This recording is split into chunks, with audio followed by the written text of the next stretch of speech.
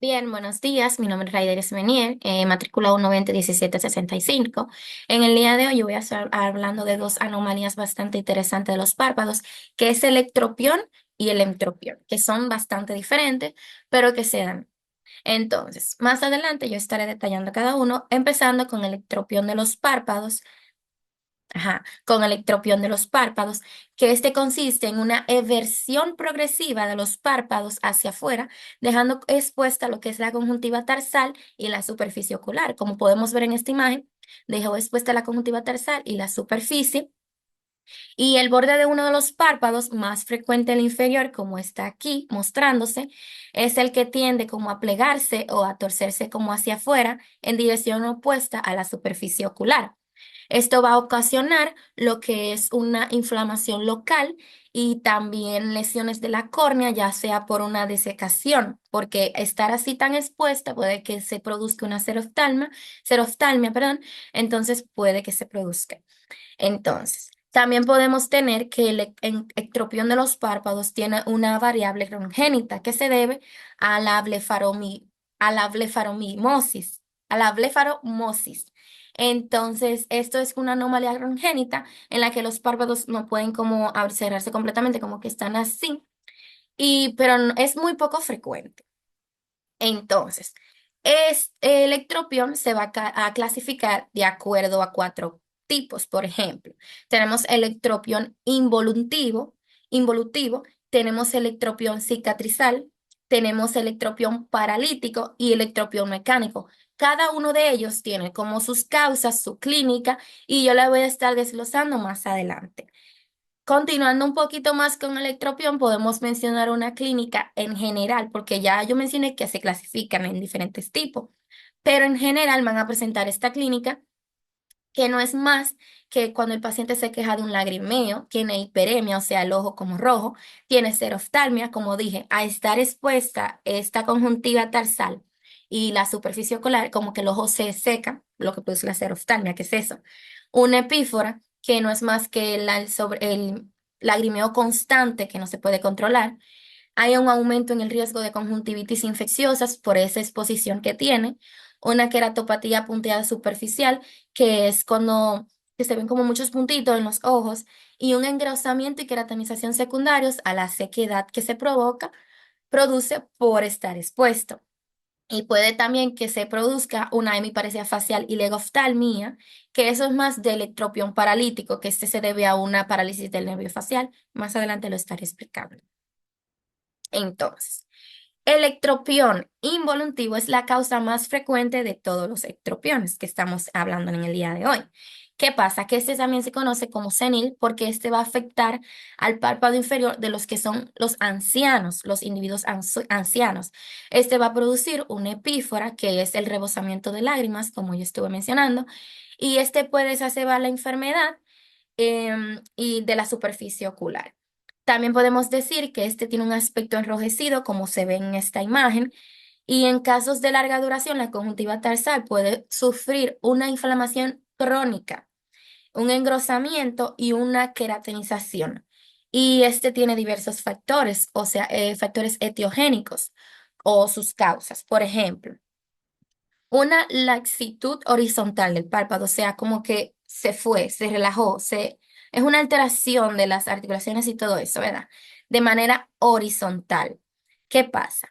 Que en este se puede demostrar si la causa es una laxitud horizontal del párpado, tirando de la parte central del párpado y separándolo del globo ocular como 8 milímetros o más, de esta manera, por ejemplo, así. Entonces, sin nosotros dejar de agarrarlo, sin soltarlo, este va a volver a ajustarse rápidamente a su posición normal antes de que el paciente comience como a parpadear. Ahí podemos decir que si esto ocurre de esa manera, es una causa de laxitud horizontal del párpado. Por ejemplo, tenemos otra que es una laxitud del tendón cantal lateral. Por ejemplo, de aquí. Este se caracteriza por un aspecto redondeado del canto externo y la posibilidad de desplazar medialmente el párpado inferior más de 2 milímetros, o sea, aquí. Si hace eso y se desplaza más de 2 milímetros, entonces estamos hablando de que el ectropión involuntivo es de una causa de una laxitud del tendón cantal lateral. Ya por último, otra de las causas es una laxitud del tendón cantal medial, que se demuestra tirando lateralmente. Este es el cantal lateral, el cantal medial, tendón. Este se demuestra tirando lateralmente del párpado inferior al tiempo que se observa la posición del punto lagrimal, como podemos ver en esta imagen. Entonces, si el párpado es normal, este puntico no debe desplazarse más de 1 o 2 milímetros, mientras que si es acusada puede llegar hasta la pupila, si es de esta manera. Entonces, continuando. Momento. Continuando con el ectropión involuntivo, tenemos el tratamiento.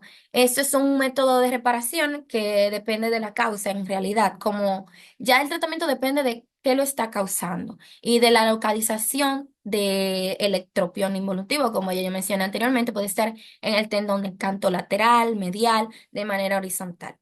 Entonces, este se corrige reparando lo que es la laxitud, ya sea de las que yo mencioné anteriormente.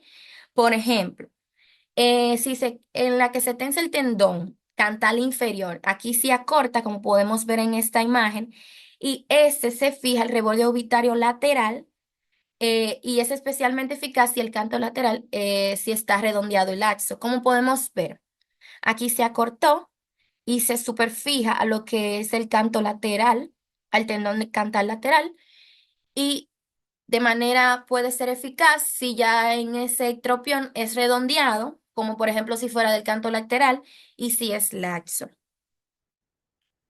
Entonces, continuando con otra de las clasificaciones del ectropión, tenemos el cicatrizal.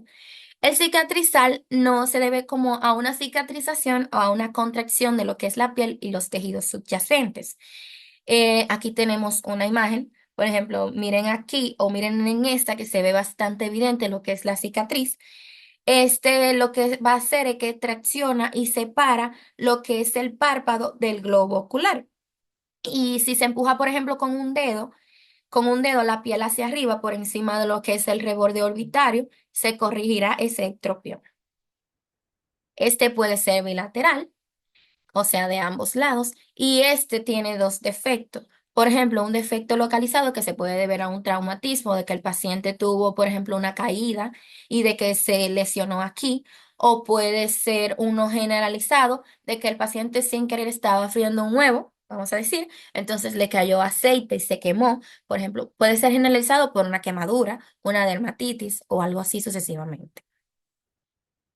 Entonces, ¿cómo vamos a tratar un ectropión cicatrizal? Eso va a depender. Por ejemplo, en casos leves y localizados, se hace una excisión del tejido cicatrizal y se hace la plastilla Z. Eso es como una cirugía en forma de Z que se le pone, por ejemplo, un poco de otro tejido, otra piel, para así repararlo. Los casos graves y generalizados se ponen colgajos de transposición o injertos cutáneos libres. Aquí entonces, como ya yo mencioné anteriormente, se le pone un injerto al paciente. Ya eso es en casos más graves.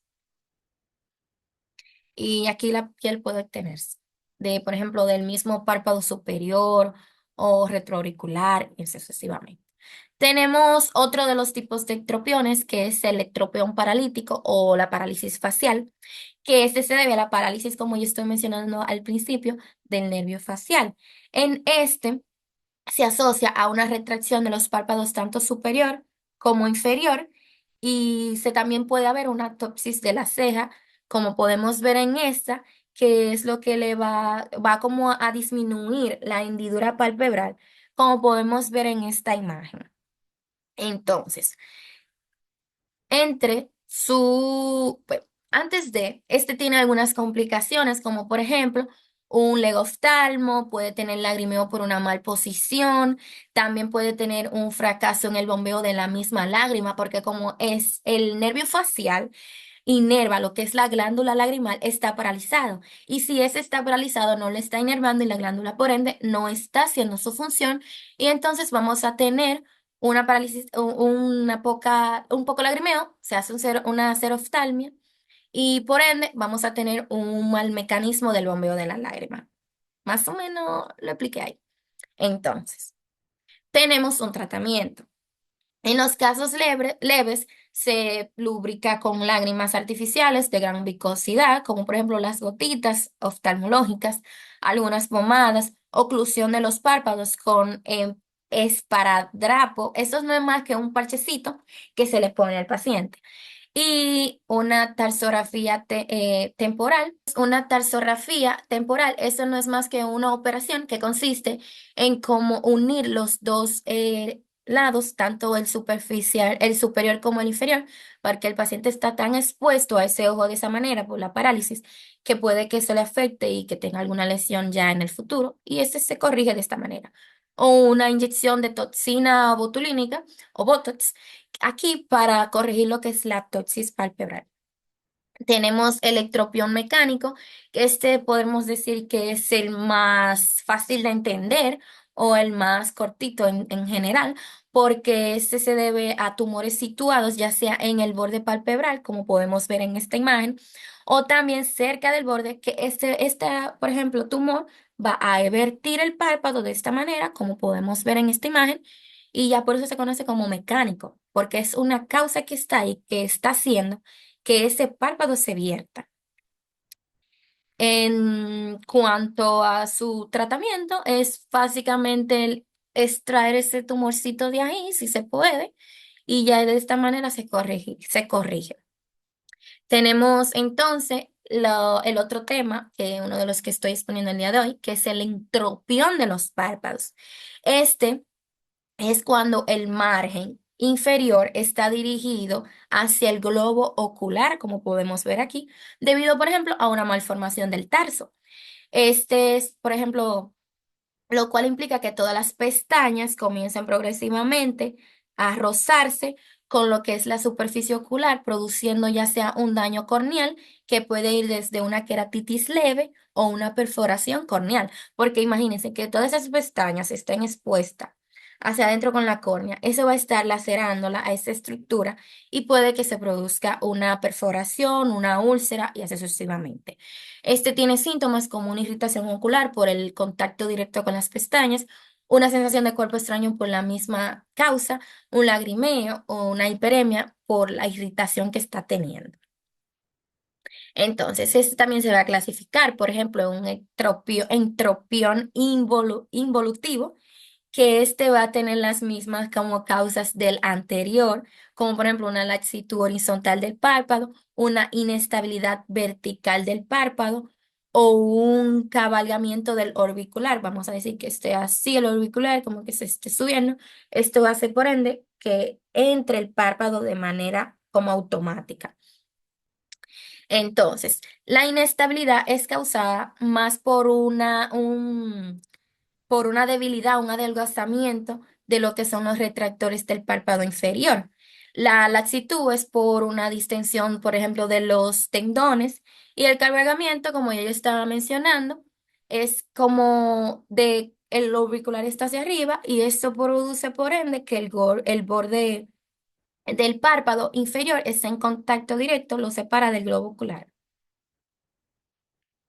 En cuanto al tratamiento, por ejemplo, si es a corto plazo, uso de lubricantes, la oclusión ocular con el parchecito, lentes de contactos terapéuticas y, por ejemplo, ya todas esas.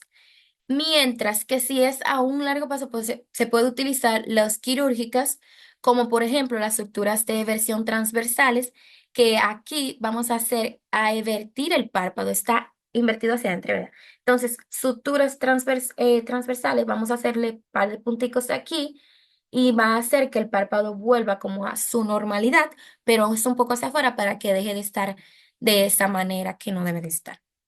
También tenemos lo que es la operación de Weiss o West, que consiste en dividir lo que es el párpado de manera horizontal. Y aquí también se van a aplicar lo que son las suturas eversoras, como estuve mencionando anteriormente, que van a hacer que el párpado vuelva como hacia afuera, pero ya eso es que se indujo a que sucediera. Tenemos también el entropión cicatrizal aquí en los entropiones, que este se debe a unas causas como conjuntivitis cicatrizantes, atracoma, traumatismos, causticaciones, síndrome de Steven-Johnson, que estos son básicamente los que producen un acortamiento tanto de la parte superior como inferior, como podemos ver en la imagen, como que ambos están como contraídos y los empujan hacia adentro del globo ocular. Entonces, eso se produce como un acortamiento tanto de la porción posterior en cuanto a la porción anterior del globo ocular. Tenemos el entropión espástico, que es de más por una contracción de lo que es el orbicular, ya secundario a un blefaroespasmo, o sea, una contracción es involuntaria, y estos se pueden asociar con cirugías oculares, alguna inflamación de la superficie ocular o algún así como caso en específico. Y por último, tenemos el entropión congénito, que este es poco raro, pero no se puede confundir con el epiblefarón, que es una condición en la que el párpado no se desarrolla, como la cápsula, la fascia cápsulo-palpebral del paciente no se desarrolló correctamente y esto le pasa más a los asiáticos. Entonces, el entropión congénito no se debe como confundir con él porque en el entropión congénito el borde palpebral gira hacia la córnea, mientras que en el epiblefarón, la piel, el músculo y las pestañas entran en contacto hacia la córnea y eso se llama triquiasis cuando las pestañas están en contacto hacia adentro. Entonces no se debe confundir porque en el congénito solamente sería el párpado, como que gira hacia adentro, hacia la córnea, mientras que aquí este gira las pestañas, el músculo y la piel. Eso fue todo de mi parte, muchas gracias. Espero que hayan aprendido algo y gracias.